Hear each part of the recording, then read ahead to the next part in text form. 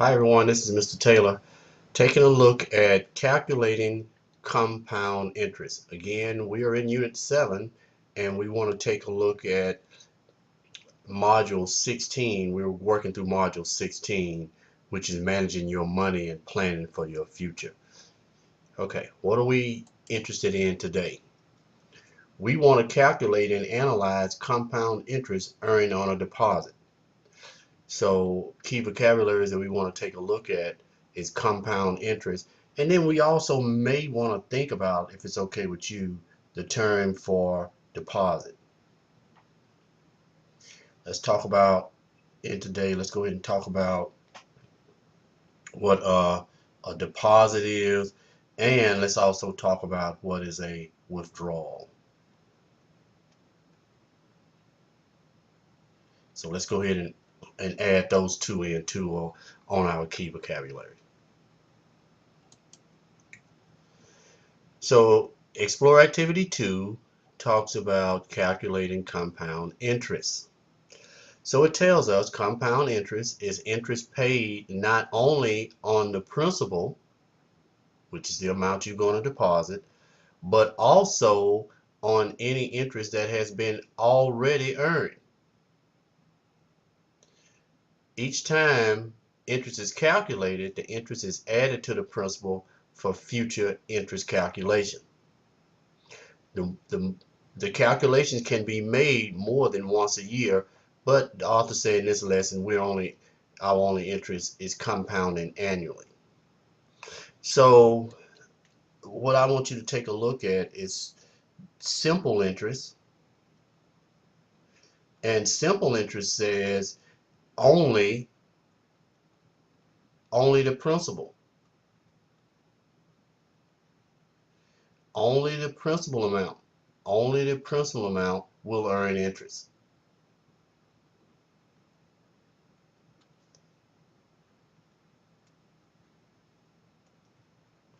That's just saying that if we deposit, let's say $100, and we make that deposit once a month, and then we earn 4%, well, at a rate of 4%. So when it is calculated, and let's just say we wind up with, well, let's see, if we wind up with 100 times 0.04, if we wind up with $4 on the interest, then what we are looking at is $104. It's what we will earn. But we won't be, for the next cycle, if we go back in and deposit another $100, we won't earn interest on the 104. We'll just earn interest on the 100 plus the $100. So we won't earn interest on the interest. That's the difference between compound and simple interest. Okay, so let's keep going. So they give us a formula, or did we go back, did we look at that? Let's make sure. The formula for compound interest is the amount is equal to the principal times 1 plus r raised to the t power.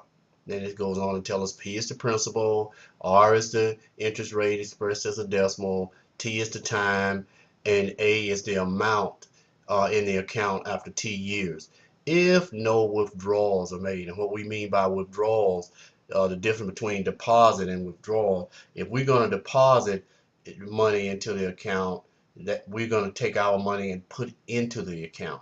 Withdrawing means let's take that money we put into the account out. Okay, one is a debit and one is a credit. We'll get to that a little bit later on.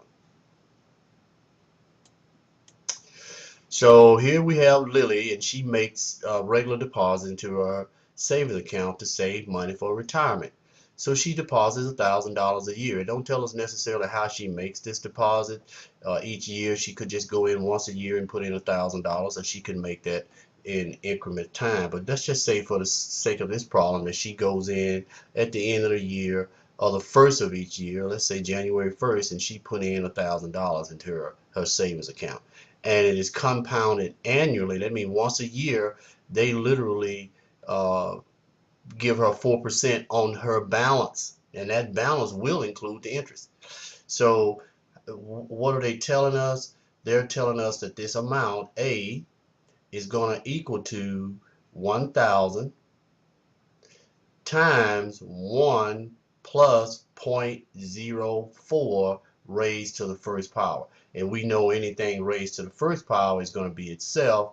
So here we're looking at A is equal to 1,000 times 1.04. Okay, once you do that and come up with that amount, then all it takes to determine what is A, we just need to take 1,000 times 1.04. I didn't do that correctly. Let's go ahead and clear that again. So let's take 1,000 times 1.04, and it tells us then that is $1,040. So again, we're looking at right here, this will be 1 plus 0.04, and then as we do the math, we'll get 1,040. So the amount Lily earns would be the 1,040 minus the 1,000, which will say first year she earned $40. Okay, so this is pretty much how we do the interest. And then, but as you see as we go along, the second year when she deposits her money, so then she has 1,040 for year one. Okay, so we'll just call this year one. Year two, when she puts in $1,000, so here we have year two, and we're looking at she would have 2,040. So we're looking at this amount times 1.04, if that makes sense. Okay, let's move on. So, question: What do you think? What do you think will happen to Lily's total interest earned if she withdraws part of her savings during the year? And then if you go back and look at the last video where we look at Aiden's account for simple interest in activity one, which one you think is going to earn more interest? Lily's or Aiden's? Okay, so think about those. So here again is what we did. This is our computation. What I just did for you live is showing you that this is the compound interest formula, and then it would be 1,000 plus 1,000 times 1 plus 0.04 raised to the first power, and then that's going to give us $1,040. And to determine how much she earned, just subtract what she deposited minus what she earned, and that'll tell you what the account actually earned, and that'll tell you for her first year how much she earned. So okay, let's get to this problem that we asked, the question we asked: what do you think will happen to Lily's total interest earned if she withdraws? So the author said the total interest would be less.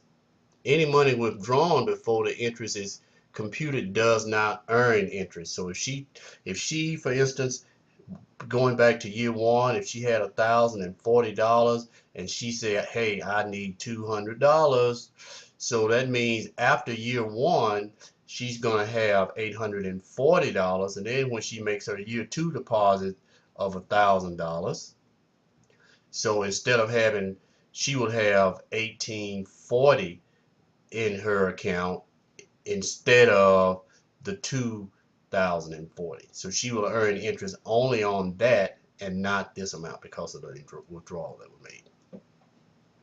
So which earns more interest? Uh, Adam's account, uh, which is simple interest that we did in the first video, or Lily's account, which is compound interest. Well, as you can see, after the first year, they both, if you go back and take a look at that, after the first year, they both earned $40. But each year after that, Lily's account will earn more because we are adding the interest to the actual amount that we're going to compound. And with simple interest, we do not. Keep that in mind if you don't mind. All right, so here I would like for you to stop the video and see can you complete this table, and then come back and let's see how well you did. Remember, when you get to your end of the year balance, this is what I just showed you how to do this. 1,000 at 4%, so that's 1.04 times 1,000. You're going to get 1,040. That's your end year for one, and also your begin year for two. Then you'll add the 1,000 to that amount. You got 2,040.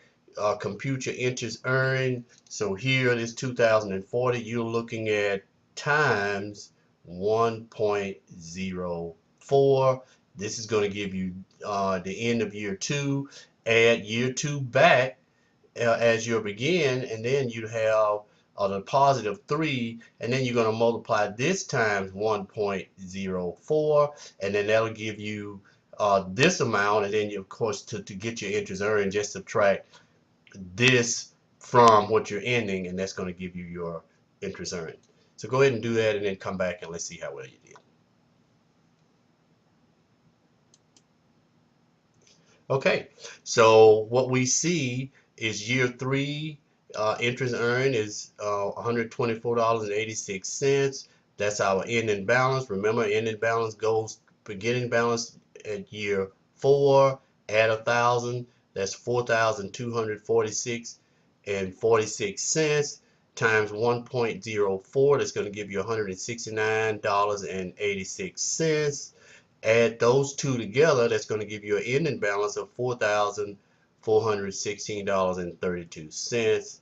Or you could subtract this $4,246.46 from $4,416.32. That's going to give you the interest earned. And then we do that all the way down to year 10.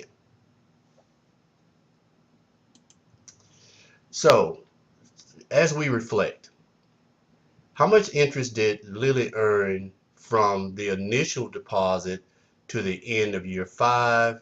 And then how much did she earn from the start of year 6 to the end of year 10? And then compare the interest earned during the first 2 5-year periods and explain the difference. And then compare the final balance, okay, in this Explorer activity to the total deposit and interest earned in activity 1. Okay, and what would you conclude? Okay, go ahead and stop it, think about those, and then come back. All right, so if I look at this and I'm looking at what Lily earned from her initial deposit to year 5, how would I come up with that amount? Well, let's go back. Her initial deposit was 1,000, and then at the year 5 it was 5,000. So what you can literally do to determine how much she earned is just add 40 plus $81.60 plus $124.86 plus $169.86 plus $216.65. And what that's going to give you is $632.97. Okay, now to get from start of year 6 to the end of year 10, we go back to our chart that you've already did, and we see that you will add $265.32 plus $315.93 plus $368.57 plus $423.31 plus $480.24, and that's going to give you this amount. 1,800. So if we look at the 2 5-year periods, the total interest of 5 years almost triple because of the balance increase as we're looking at the interest, and accumulating interest do apply. And then if we look at question 5, it shows us the difference between what was done